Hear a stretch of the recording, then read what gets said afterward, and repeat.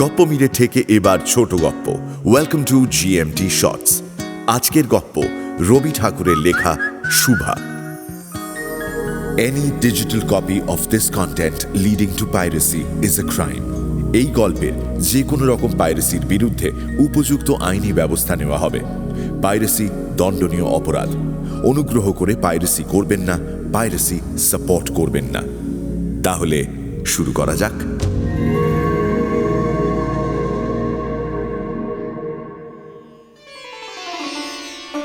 মেয়েটির নাম যখন সুভাষিনী রাখা হয়েছিল তখন কে জানতো সে বোবা হবে। তার দুটি বড় বোনকে সুকেশিনী ও সুহাসিনী নাম দেওয়া হয়েছিল, তাই তাদের নাম মিলিয়ে তার বাবা ছোট মেয়েটির নাম সুভাষিনী রাখে। এখন সকলে তাকে সংক্ষেপে শুভা বলে। দস্তুর মতো অনুসন্ধান ও অর্থ ব্যয়ে বড় দুটি মেয়ের বিবাহ হয়ে গেছে। এখন ছোটটি বাবা মায়ের নীরব হৃদয় ভারের মতো জীবনযাপন করছে। যে কথা বলে না, সে যে কিছুই বুঝতে পারে না, এটাই সকলের মনে হয়। এই জন্য তার সামনেই সকলে তার ভবিষ্যৎ সম্বন্ধে দুশ্চিন্তা প্রকাশ করত। বাণীবাবু, ও যে বিধাতার অভিশাপেই আপনার বাড়িতে এসেছে। সত্যি? আহারে আহারে, কি করে ওর বিয়ে হবে? এটাই তো এবার। আর কেই বা ওকে বিয়ে করবে? তাই না, তাই। এসব কথা সে ছোটবেলা থেকে শুনে শুনে এমন হয়েছিল যে সব সময় শুভা নিজেকে লোকচক্ষুর আড়ালে রাখতে শুরু করেছিল। সে ভাবত, আমাকে সবাই ভুলে গেলেই বাঁচি। কিন্তু দুঃখ কি কেউ কখনো ভোলে? বাবা মায়ের মনে সে সর্বদাই একটা কাঁটার মতো বিঁধে ছিল। বিশেষত তার মা তাকে নিজের একটা ত্রুটি হিসেবেই দেখতেন। মায়েরা কন্যার কোনো অসম্পূর্ণতা দেখলে সেটা যেন নিজের লজ্জার কারণ বলে মনে করেন। বরং কন্যার পিতা বাণীকণ্ঠ শুভাকে তার অন্য মেয়েদের চেয়ে যেন একটু বেশি ভালোবাসতেন। শুভার কথা ছিল না, কিন্তু তার বড় বড় দুটি কালো চোখ ছিল এবং তার ঠোঁট ভাবের আভাস মাত্রেই কচি পাতার মতো কেঁপে উঠত। কথায় আমরা যে ভাবের আদান প্রদান ঘটাই, অনেক সময় সেটা আমাদের নিজেদেরই ভালো করে বুঝিয়ে দিতে হয়। সব সময় ঠিক হয় না। ক্ষমতার অভাবে অনেক সময় ভুলও হয়। কিন্তু কালো চোখকে কিছু বুঝিয়ে দিতে হয় না। মন নিজেই তার উপরে ছায়া ফেলে। ভাব নিজেই তার উপরে কখনো প্রসারিত, কখনো মুদিত হয়, কখনো উজ্জ্বলভাবে জ্বলে ওঠে, কখনো অভিমান করে নিভে আসে, কখনো অস্তমান চন্দ্রের মতো নির্নিমেষ তাকিয়ে থাকে, কখনো দ্রুত চঞ্চল বিদ্যুতের মতো দিক বিদিকে ঠিকরে ওঠে। মুখের ভাব ছাড়া যার অন্য কোনো ভাষা নেই, তার চোখের ভাষা অসীম, উদার এবং অতল স্পর্শ গভীর। অনেকটা স্বচ্ছ আকাশের মতো উদয়াস্ত এবং ছায়া লোকের নিস্তব্ধ রঙ্গভূমি। এই বাক্যহীন মনুষ্যের মধ্যে বৃহৎ প্রকৃতির মতো একটা বিজন মহত্ব আছে। এই জন্য সাধারণ ছেলেমেয়েরা তাকে একরকম ভয় পেত, তার সাথে খেলা করত না।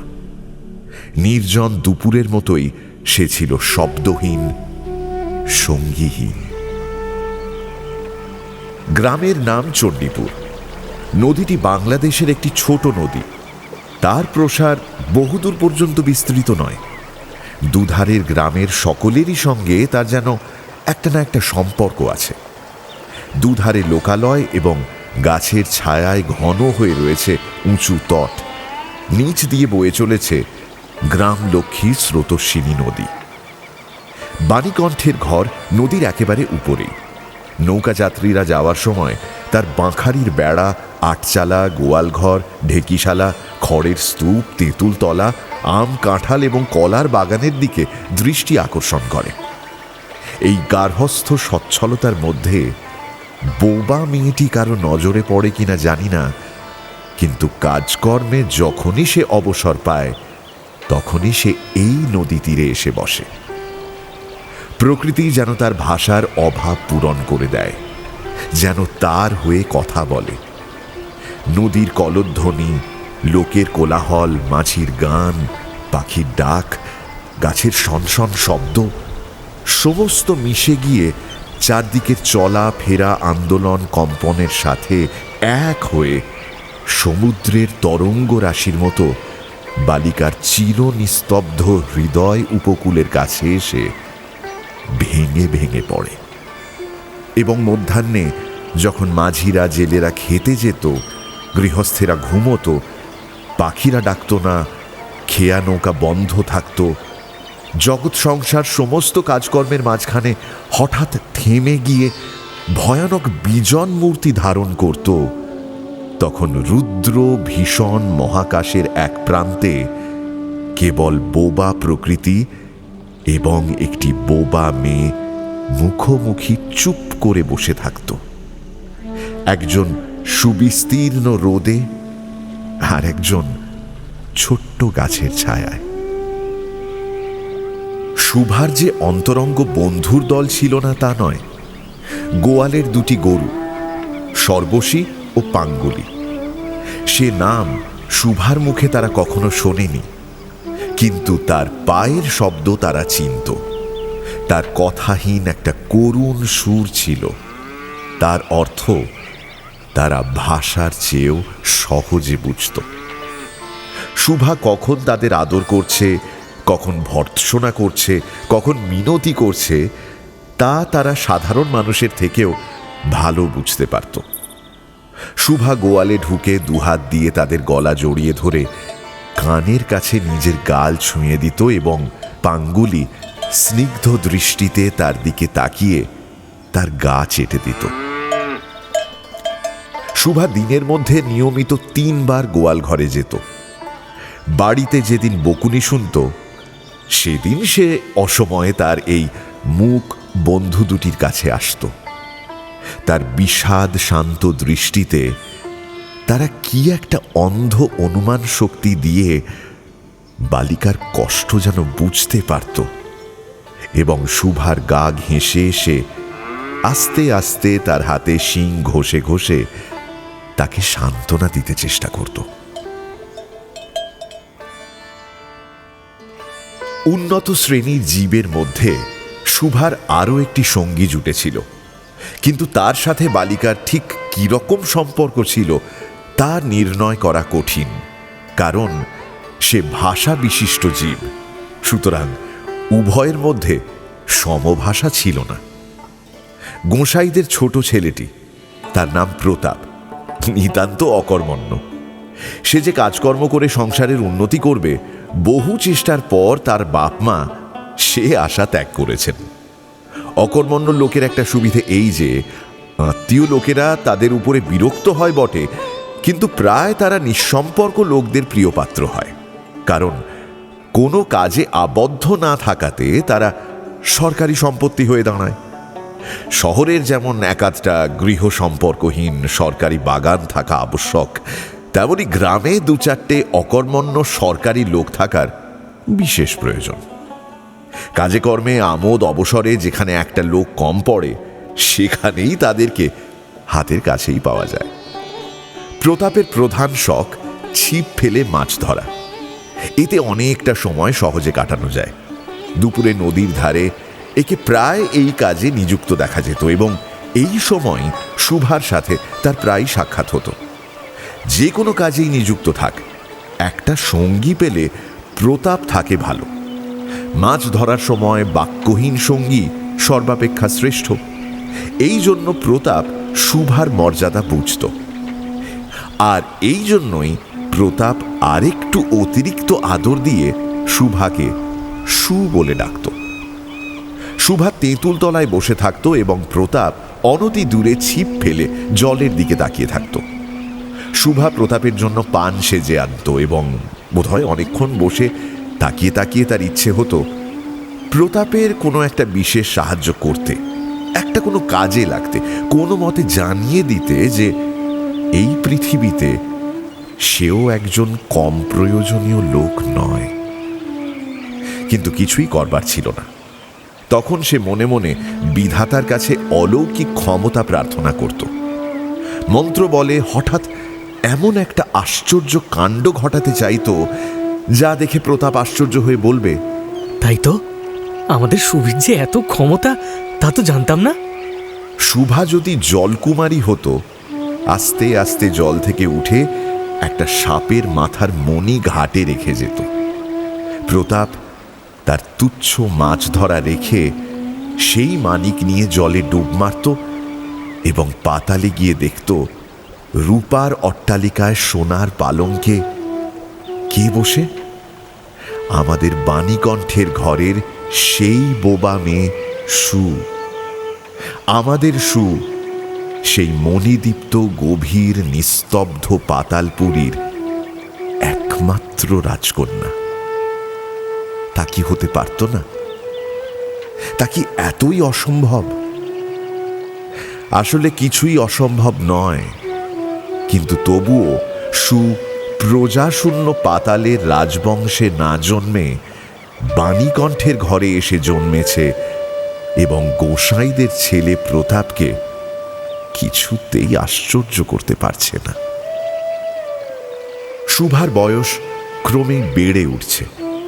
ক্রমে সে যেন নিজেকে নিজে অনুভব করতে পারছে, যেন কোনো পূর্ণিমা তিথিতে কোনো একটা সমুদ্র ঠেকে একটা জোয়ারের স্রোত এসে তার অন্তরাত্মাকে এক নতুন অনির্বচনীয় চেতনা শক্তিতে পরিপূর্ণ করে তুলছে।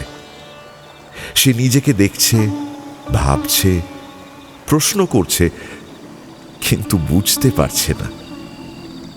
গভীর পূর্ণিমা রাত্রে সে একদিন ঘরের দরজা খুলে ভয়ে ভয়ে মুখ বাড়িয়ে বাইরের দিকে তাকিয়ে দেখে পূর্ণিমা প্রকৃতিও শুভার মতো একাকিনী জেগে বসে রয়েছে।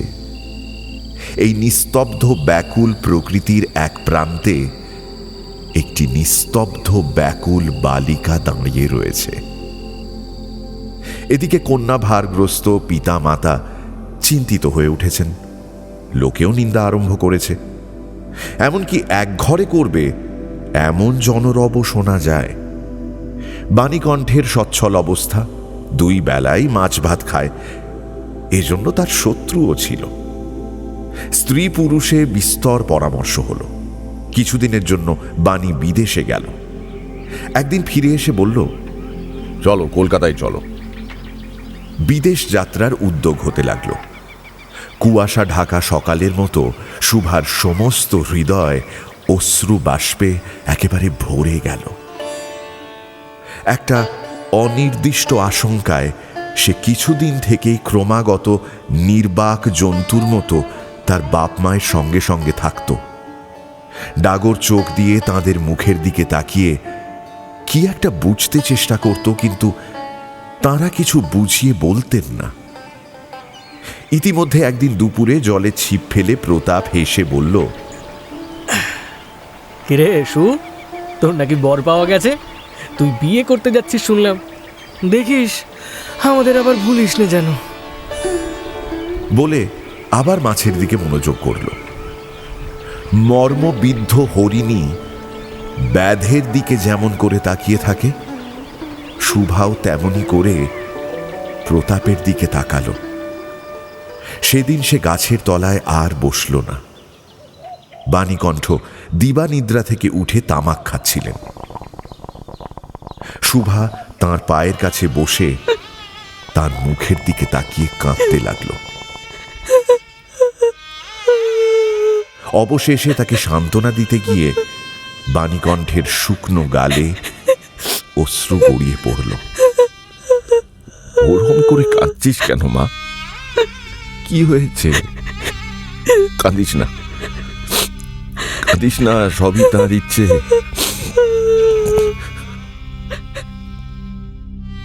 কাল কলকাতায় যাবার দিন স্থির হয়েছে। শুভা গোয়াল ঘরে তার বাল্য সখীদের কাছে বিদায় নিতে গেল। তাদের নিজের হাতে খাইয়ে গলা ধরে দু চোখে যত পারে কথা ভরে নিয়ে তাদের মুখের দিকে তাকালো। তখন তার দু চোখ দিয়ে টপ টপ করে জল পড়তে লাগলো।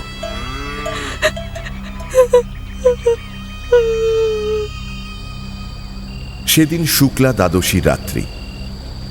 শুভা ঘর থেকে বেরিয়ে তার সেই চিরপরিচিত নদী তটে লুটিয়ে পড়ল, যেন ধরণীকে দুই হাতে ধরে বলতে চায়, তুমি আমাকে যেতে দিও না মা, আমার মতো দুটি হাত বাড়িয়ে তুমিও আমাকে ধরো, তুমিও আমাকে ধরে রাখো। কলকাতার এক বাসায় শুভার মা একদিন শুভাকে খুব করে সাজিয়ে দিলেন। চুল বেঁধে খোঁপায় জরির ফিতে দিয়ে অলংকারে সুসজ্জিত করে তার স্বাভাবিক শ্রী যথাসাধ্য বিলুপ্ত করে দিলেন। শুভার দু চোখ দিয়ে অশ্রু পড়েই চলেছে। পাছে চোখ ফুলে খারাপ দেখতে হয়, এজন্য তার মা তাকে বিস্তর ভর্ৎসনা করলেন, কিন্তু অশ্রুজল সে ভর্ৎসনা মানল না। বন্ধুর সঙ্গে বর স্বয়ং কনে দেখতে এলেন। কন্যার মা বাবা চিন্তিত, শঙ্কিত, শশব্যস্ত হয়ে উঠলেন, যেন দেবতা স্বয়ং নিজের বলির পশু বেছে নিতে এসেছেন। মা আড়াল থেকে বিস্তর তর্জন গর্জন শাসন করে বালিকার কান্না আরো দ্বিগুণ বাড়িয়ে পরীক্ষকের সামনে পাঠালেন। পরীক্ষক অনেকক্ষণ ভালো করে দেখে রায় দিলেন। মন্দ নয়। বিশেষত বালিকাকে দেখে বুঝলেন এর হৃদয়ে আছে, এবং হিসেব করে দেখলেন যে হৃদয় আজ মা বাপের বিচ্ছেদ সম্ভাবনায় ব্যথিত হয়ে উঠেছে, সেই হৃদয় আজ বাদে কাল আমারই ব্যবহারে লাগতে পারবে।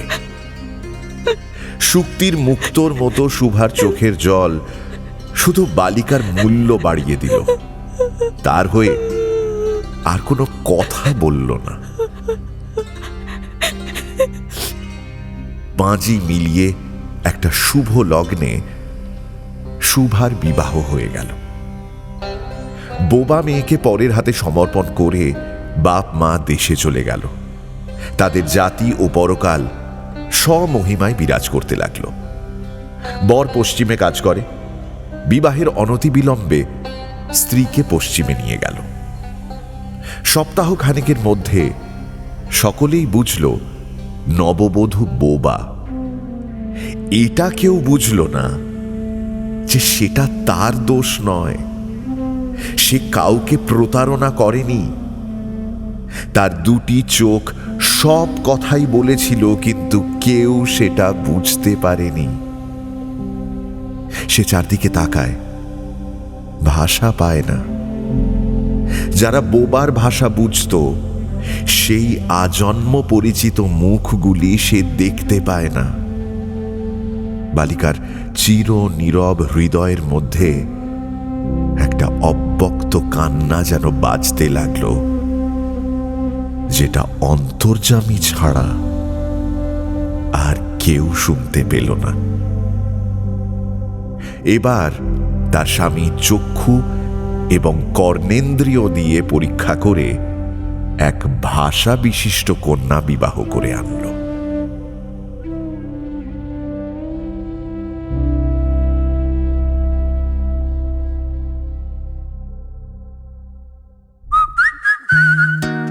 এখনকার মতো গপ্প মিলে ঠেকের সময় শেষ। পরের সপ্তাহে আরো একটা নতুন গপ্প নিয়ে আসবো আমি। Till then, like, share and subscribe to my channel and don't forget to click on the bell icon for notifications. নিজে তো শুনছেনই, সঙ্গে বন্ধুদেরও জানান। প্রত্যেক শনিবার রাত 9টায় আমি মীর নিয়ে আসি গপ্প মিরে ঠেক, আপনার গপ্পের প্লেলিস্ট।